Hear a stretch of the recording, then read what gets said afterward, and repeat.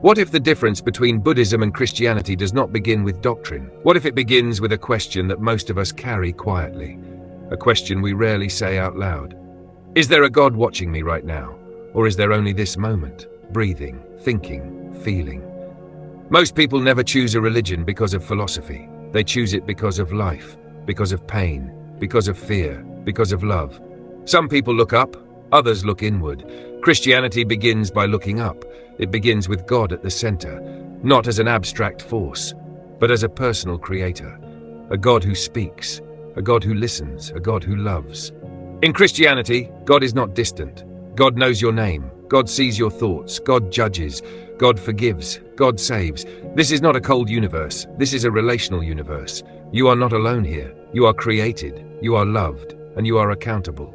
For many people, this is deeply comforting, especially when life feels chaotic, especially when suffering feels meaningless. If someone is watching, if someone cares, then pain is not random. Then death is not the end. Faith becomes a bridge between human weakness and divine grace. You do not save yourself, you are saved. This changes how a person lives, how they pray, how they hope. When Christians suffer, they often ask a certain question. Why does God allow this? That question already contains an assumption that God is there, that God is listening. Buddhism begins somewhere else, not with a voice, not with a command, but with silence. Not an empty silence, a living silence. The Buddha did not begin by asking who created the universe. He began by observing the mind, breathing, sensation, thought, craving, fear. Buddhism does not deny God, it simply does not depend on God. There is no creator at the center of the system, there is no external savior. Instead, there is a simple invitation. Look at suffering, look at desire, look at impermanence. In Buddhism, the universe does not revolve around a divine personality. It unfolds according to causes and conditions. Things arise, things pass. No one is punishing you, no one is rewarding you. This can feel unsettling, even frightening. If no one is in control, then who protects me? If no one is watching, then what gives life meaning? But for some people, this is not frightening. It is freeing, because responsibility returns to experience itself, to awareness. Instead of asking why God allows suffering, Buddhism asks a different question. Why do I cling? Why does the mind resist what changes? Why does it chase what cannot stay? The Buddha did not promise salvation. He offered understanding, not belief, but insight, not obedience, but clarity. This is a very different starting point. Christianity says trust in God. Buddhism says see for yourself. Neither approach is superior. They answer different human needs. Some people need relationship. Others need silence. Some need to surrender. Others need to observe. A child crying in the dark may reach for a parent. Another may sit quietly and learn the dark is not dangerous. Both responses are human. When Christianity speaks of God, it speaks of love first. Love that comes before effort, before understanding. You are loved even when you fail. Buddhism does not speak in that language. It does not say you are loved by the universe. It says suffering exists, and it can be understood. Freedom does not come from being chosen. It comes from seeing clearly. This difference matters, especially in how people relate to guilt. In Christianity, guilt is moral, a rupture in relationship with God. In Buddhism, guilt is psychological, a misunderstanding of reality. One seeks forgiveness, the other seeks awakening. Neither path is cold, neither path is naive. They simply point in different directions, upward, inward, one toward a divine presence, one toward direct awareness. If you're listening to this, you are probably not here to choose sides. You are here because you feel the tension, because you have prayed, and you have also sat in silence, because you have felt comfort in belief, and also clarity in stillness. This video is not here to convince you. It is here to slow things down, to create space, to notice where you naturally lean, not because someone told you to, but because of how your own mind responds. Do you feel safer when you trust, or when you observe? Do you long for a relationship with something greater, or do you long to understand what is happening right now? These are not theological questions. They are lived questions. They appear at 3 in the morning, in hospitals, at funerals, in moments of joy that suddenly vanish. This channel exists for people who live between answers, who are not satisfied with slogans. People who sense that truth may be larger than one tradition and quieter than debate. 2 paths, 1 mind. We are not here to resolve the question of God. We are here to sit with it, to feel what it stirs, to notice what it reveals about us. Because sometimes the most important difference is not what a tradition teaches, but what it invites you to notice first. Christianity invites you to notice God. Buddhism invites you to notice experience. One begins with faith. The other begins with observation. And both begin with being human. Before asking about God, most people eventually ask something closer. Who am I? Not as a label, not as a role, but underneath everything. When life strips things away, success, failure, reputation, who remains? Christianity and Buddhism begin to diverge very clearly here, not in rules, but in how they see the human condition. Christianity says the human being is created by God intentionally, deliberately. You are not an accident, you are not random matter, you are willed into existence. In this view, human life has inherent meaning, before achievement, before morality. Your value does not come from what you do, it comes from who created you. But something went wrong. Humanity is not as it was meant to be. There is a fracture, a separation. Christianity calls this sin, not just wrongdoing, but a state of disconnection, a turning away. The problem is not lack of intelligence, it is disobedience, knowing what is right and choosing otherwise. This makes the human story deeply relational. The pain is not only suffering, it is distance. Distance from God, distance from original harmony. This explains why guilt feels heavy, why shame can feel existential. It is not just that something went wrong, it is that someone was disappointed. For many people, this language resonates deeply. They feel the gap between who they are and who they believe they should be. They feel watched, judged, forgiven. Even rebellion has meaning here, because it is rebellion against someone. Buddhism speaks in a very different tone. It does not begin with creation or fall. It begins with observation. The Buddha looked at human beings and did not say they were broken. He said they were confused, not sinful, unaware. The problem is not disobedience, it is ignorance. Not ignorance as stupidity, but ignorance as misperception, seeing permanence where there is change, seeing self where there is process. In Buddhism, there is no original perfection lost. There is only misunderstanding repeated. Humans suffer not because they rebelled, but because they cling. Cling to pleasure, cling to identity, cling to certainty. This changes everything about how one relates to oneself. Instead of guilt, there is investigation. Instead of confession, there is mindfulness. The question is not what did I do wrong, the question is what am I not seeing clearly. This can feel relieving or unsettling. There is no cosmic judge here, no one to absolve you. Freedom does not come from forgiveness, it comes from insight. You are not waiting to be saved, you are invited to wake up. Christianity says the human heart is divided, pulled between obedience and temptation. Buddhism says the human mind is restless, pulled by craving and fear. Both recognize suffering, but they name its root differently. One names it moral, the other names it perceptual. Neither denies responsibility, but responsibility points in different directions. In Christianity, responsibility is relational. You are responsible before God. In Buddhism, responsibility is experiential. You are responsible for what you cultivate in the mind. This affects how people approach change. A Christian may pray for transformation. A Buddhist may sit and observe transformation.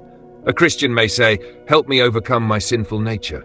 A Buddhist may say, "Help me see my conditioning." Both are honest attempts to deal with being human. Both arise from vulnerability. The Christian story says, "You cannot fix this alone. Grace is necessary." The Buddhist story says, "Nothing is fixed. Understanding is necessary." One emphasizes humility before God. The other emphasizes humility before reality. There is something very human in both. Some people feel crushed by guilt. They need mercy. Others feel trapped by confusion. They need clarity. One tradition speaks to the wound of separation. The other speaks to the fog of misunderstanding. When Christianity looks at a human being, it sees a child who wandered away. When Buddhism looks at a human being, it sees a traveler lost in thought. Different metaphors, different medicines. This difference shows up in everyday life. When someone fails, a Christian may feel they have disappointed God. A Buddhist may feel they have acted unconsciously.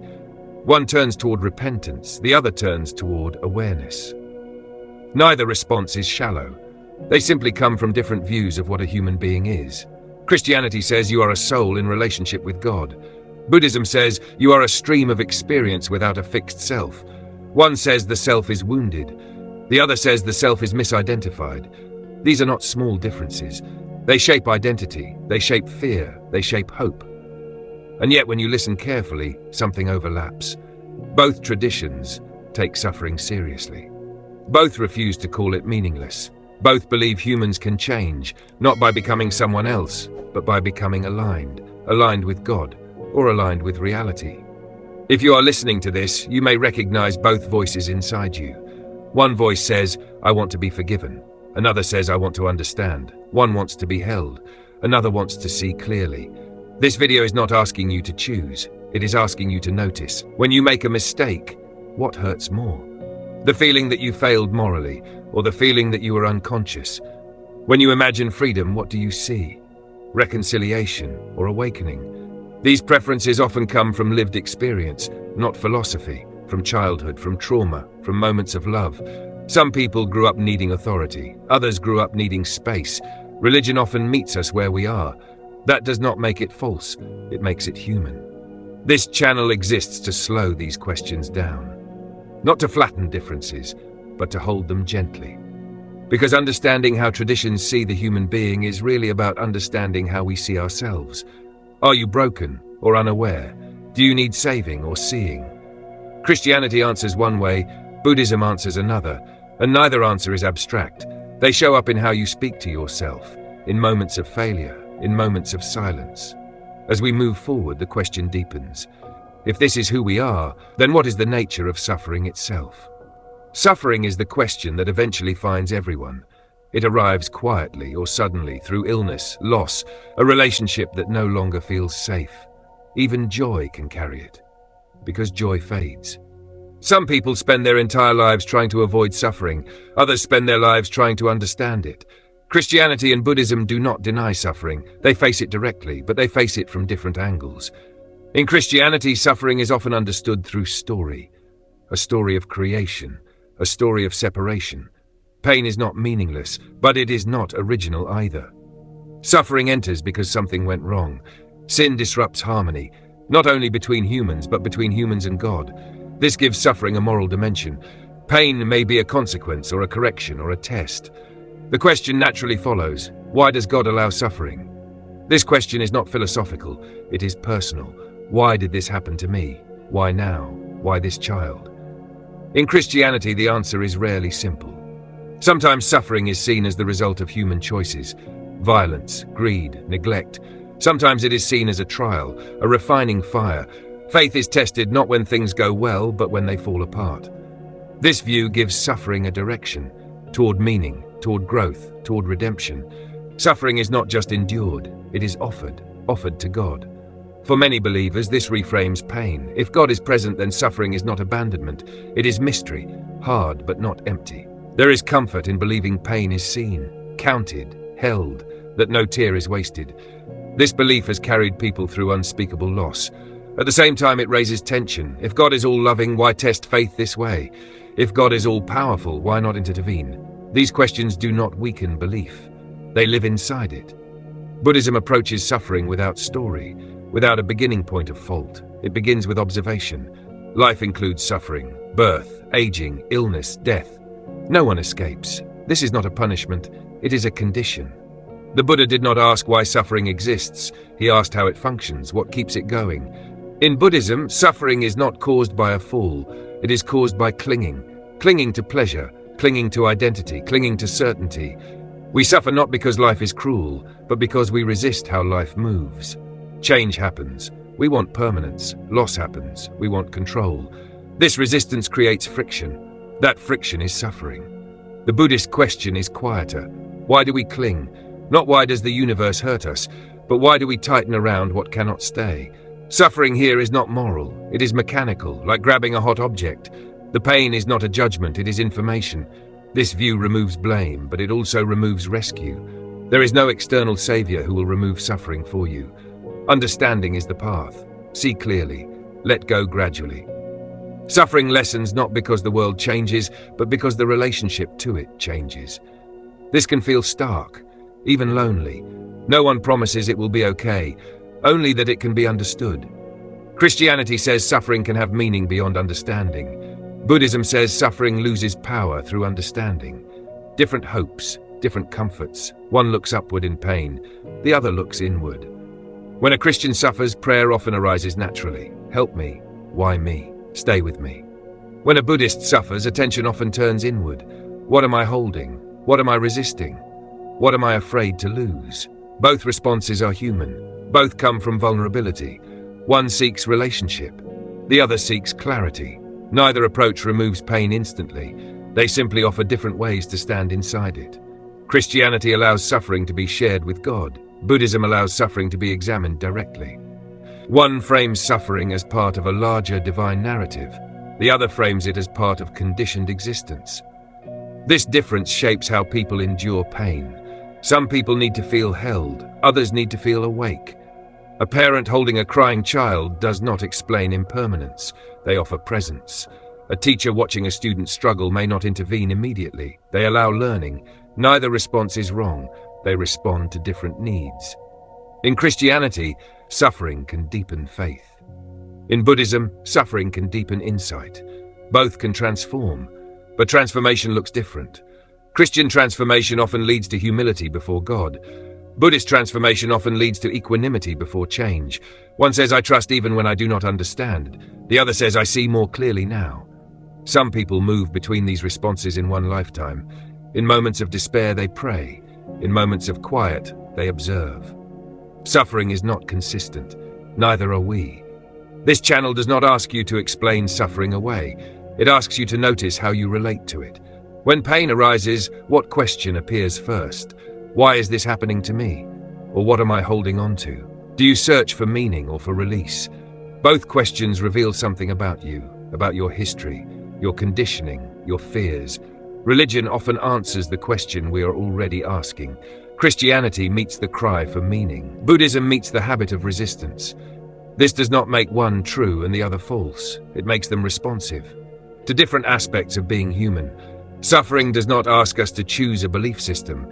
It asks us to stay present, to stay honest, to not turn away too quickly. Whether you see suffering as a test of faith or as a condition of existence, it remains a teacher. It strips away illusion. It exposes attachment. It reveals what matters, not through words, but through experience. As we continue, another question naturally emerges. If suffering exists and if it can be understood or redeemed, then how does one move beyond it? Not by denying pain, but by transforming the way one lives with it. When suffering is recognized, a deeper question appears. What now? Not as theory, but as a lived concern. How does one move through this life without being crushed by it? How does one live without drowning in fear, guilt, or longing? Christianity and Buddhism both answer this question, but they walk in different directions. Christianity speaks first of grace, not effort, not perfection, grace. Salvation is not something you earn, it is something you receive. This is central. In Christianity, the human condition cannot be repaired by willpower alone. The fracture runs too deep. Sin is not just behavior, it is a state of being. Because of this, liberation does not come from insight, it comes from surrender. You do not climb your way out, you are lifted. God reaches first. This changes the entire shape of the path. The Christian path is not primarily about self-improvement. It is about trust. Trust that you are loved before you are worthy. Trust that grace is real. Salvation is relational. You are reconciled, restored, brought home. This offers deep relief to many people. You do not carry the weight alone. You do not have to see everything clearly. Faith is enough. Even doubt has a place here, because doubt still turns toward God. In moments of despair, the Christian path does not ask you to understand. It asks you to lean into grace. This is powerful for those who feel exhausted, for those who have tried to fix themselves and failed. There is rest here, but there is also surrender. You give up control. You give up the fantasy of self-mastery. You accept that salvation is not your achievement. Buddhism speaks in a very different language. It does not speak of grace. It speaks of liberation. Liberation is not given. It is realized. There is no external power that frees you. There is understanding. The Buddha did not say, trust me. He said, look at experience. Look at how suffering arises. Look at how it fades when clinging loosens. The Buddhist path is practical.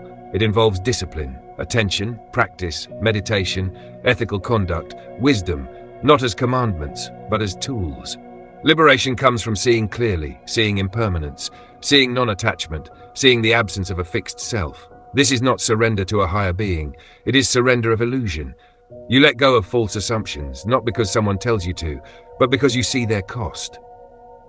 Freedom emerges naturally from insight. Nothing needs to be forgiven, nothing needs to be saved. There is only unlearning. This path appeals to those who seek autonomy, those who want to understand their own mind. It offers clarity, but it also demands responsibility. No one can do the work for you, no one carries you across, you walk, step by step. Christianity says, let go and trust God. Buddhism says, let go and see clearly. Both involve letting go, but the object is different. One lets go into relationship, the other lets go into awareness. One is personal, the other is impersonal. Neither is easy. Surrender challenges the ego, so does insight. In Christianity, pride dissolves through humility before God. In Buddhism, pride dissolves through seeing the self as constructed, different dissolutions, different reliefs. A Christian may say, I am saved even though I am imperfect. A Buddhist may say, I am freer because I see imperfection clearly. Both experience lightness. But the source differs. One rests in grace, the other rests in understanding. These paths also shape daily life differently. A Christian may begin the day with prayer. A Buddhist may begin the day with meditation. One opens the heart upward, the other turns attention inward. When difficulties arise, responses differ.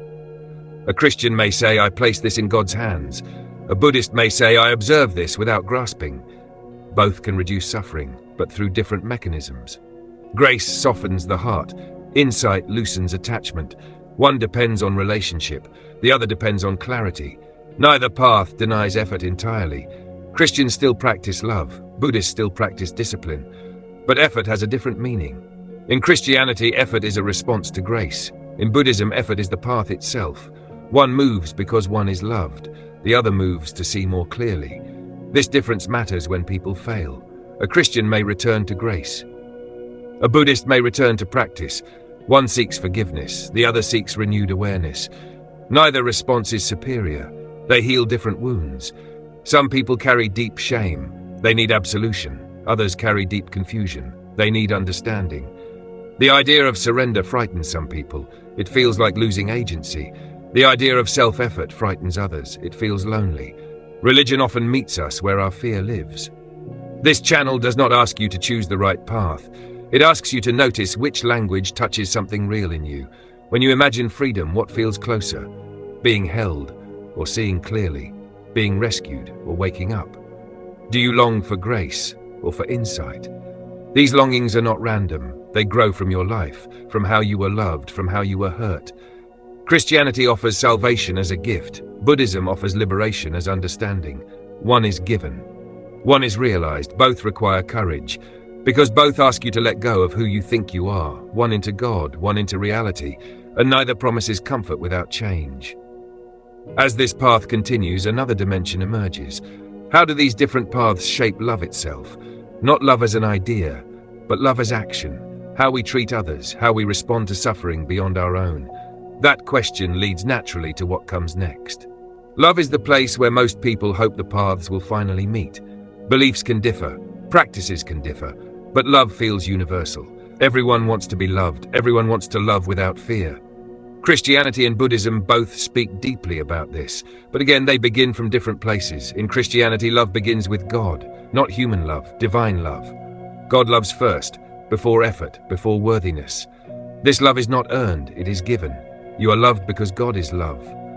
From this foundation, love flows outward, from God to the human heart, from the human heart to others.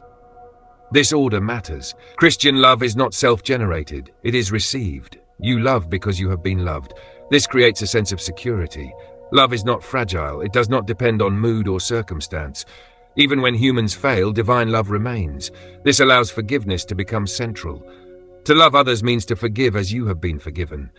To see others not as they are in the moment, but as they are seen by God, worthy, redeemable. Christian love often feels personal. It looks at the individual, at their story, at their soul. It says you matter, even if the world rejects you. This kind of love can be powerful. It has carried people through hatred, through injustice, through betrayal. Loving the enemy is possible here, because love is anchored beyond the human response. You love not because the other deserves it, but because God loves them. This kind of love can soften the hardest heart, but it can also be demanding. Forgiveness is not easy, especially when wounds are deep. Love here asks for surrender of resentment, of pride, of revenge. It asks you to trust love even when it feels unsafe. Buddhism speaks of love in a quieter way. It does not begin with a divine source. It begins with understanding. Compassion arises when suffering is clearly seen. Not just my suffering, but suffering everywhere. Buddhism does not say love because you are commanded to. It says love because you understand.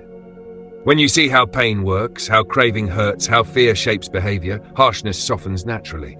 Compassion is not imposed, it emerges. You see that others act from the same forces you do. Desire, fear, confusion. This recognition dissolves separation. The boundary between self and other loosens. If I suffer, you suffer. If you suffer, I suffer. Not emotionally, existentially. Buddhist compassion is not sentimental. It does not require liking someone.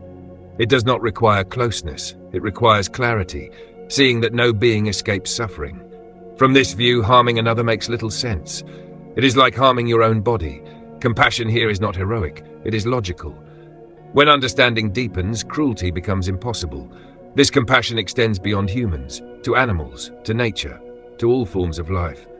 Because suffering does not belong to one species. Buddhist compassion is impartial. It does not prioritize the familiar. It does not depend on relationship. It responds to suffering wherever it appears.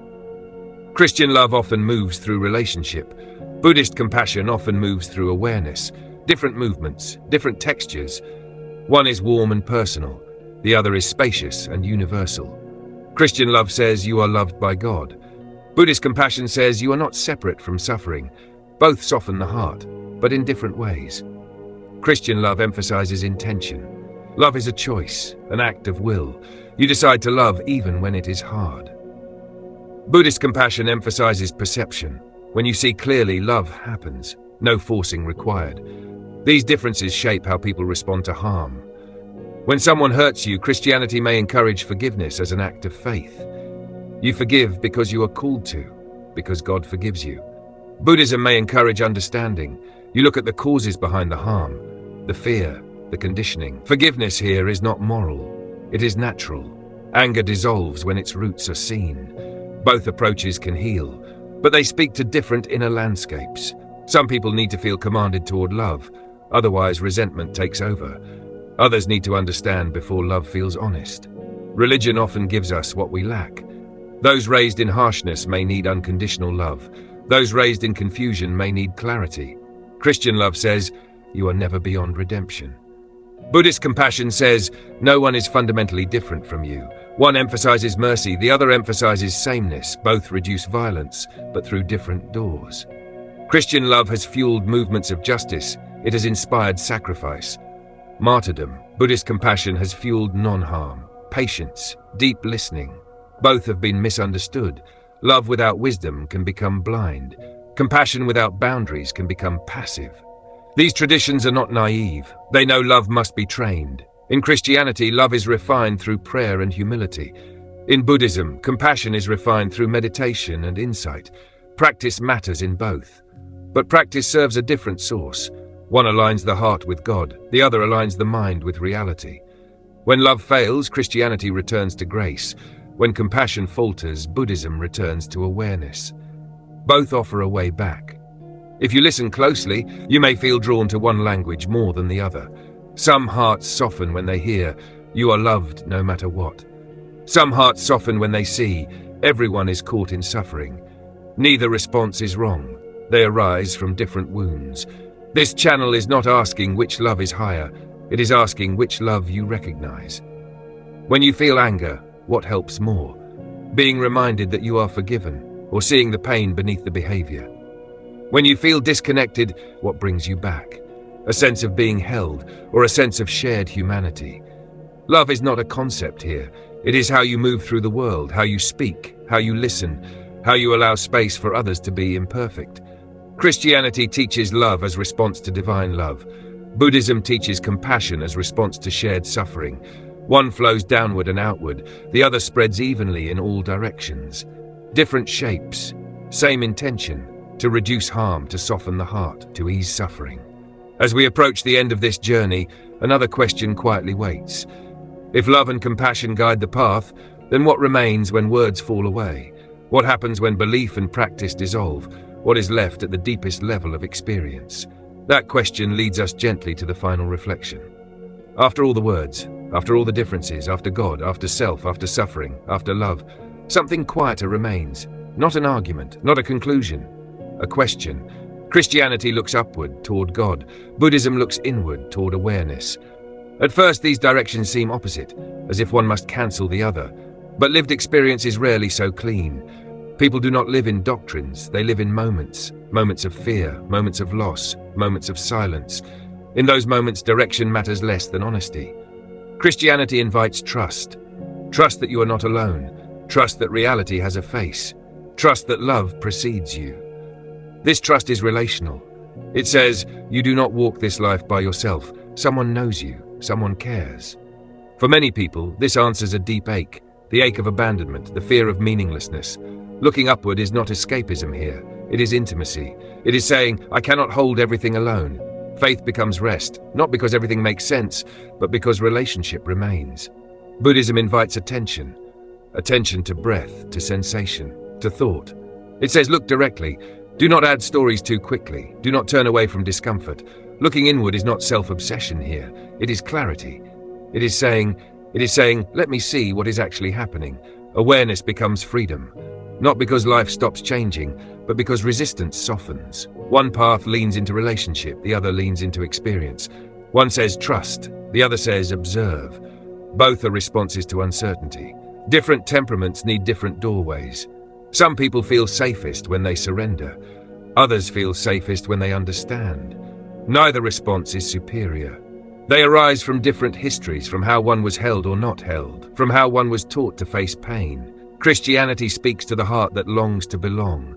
Buddhism speaks to the mind that longs to see clearly. But these longings often coexist in one person. You may pray one day and sit in silence the next. You may trust deeply and still question quietly. Real life is mixed. The question then shifts, not which path is correct, but which path is alive for you, which path meets you where you actually are, not where you think you should be. Some people use belief to avoid experience. Others use observation to avoid vulnerability. Any path can become a hiding place. That is why the question must remain open. Which path helps you wake up, not intellectually, but experientially? Which path makes you more present, more honest, less reactive? Which path softens your grip on identity? Christianity, at its depth, dissolves the ego through humility. You kneel, you admit limitation. Buddhism, at its depth, dissolves the ego through insight. You see it was never solid. Different dissolutions, same loosening. One bows before God, the other bows before reality. Both invite letting go, not of life, but of illusion. Illusion of control. Illusion of permanence. Illusion of separation. A Christian may wake up through love, feeling seen, forgiven. A Buddhist may wake up through clarity, seeing thought as thought, feeling as feeling. Waking up does not look the same for everyone. For one person, it feels like coming home. For another, it feels like opening the eyes. Neither image is final. This channel does not claim that all paths are the same. They are not. They make different assumptions. They ask different questions, but they often touch the same human ground: fear, longing, hope. When belief hardens, it stops waking us up. When practice becomes mechanical, it stops waking us up. Wakefulness is not about labels, it is about contact. Contact with what is happening now, with pain, with love, with uncertainty. Christianity asks, can you trust love even when you do not understand? Buddhism asks, can you see clearly even when you do not control? Both questions require courage. The courage to stay present, to not escape too quickly, to not rush toward answers. In a world obsessed with certainty, both traditions point beyond certainty, toward faith or toward awareness. Neither can be proven. Both must be lived. This is why debate often misses the point. Truth here is not an argument. It is a transformation.